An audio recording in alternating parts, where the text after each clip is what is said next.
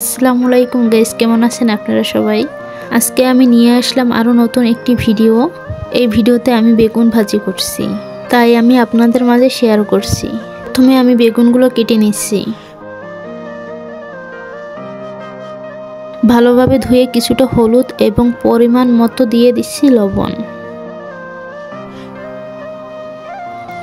এরপরে আমি ঝাঁকিয়ে সব বেগুনগুলো মিশিয়ে নিয়েছি। তারপরে আমি কিছুটা তেল দিয়ে নিব। এখন আমি একে একে হলুদ লবণ দিয়ে মাখিয়ে রাখা বেগুনগুলো গরম তেলের মাঝে দিয়ে দিচ্ছি।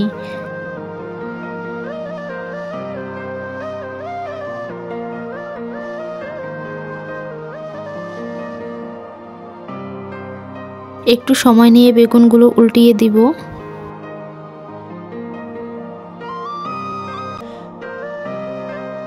উল্টানো শেষ করে অপর পাশ ভাজা হওয়ার জন্য আমি অপেক্ষা করব। ভাজা হয়ে গেলে বেগুনগুলো উঠিয়ে নেব।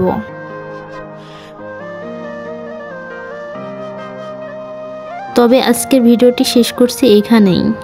ভালো লাগলে লাইক, কমেন্ট এবং শেয়ার করতে ভুলবেন না যেন। আল্লাহ হাফিজ।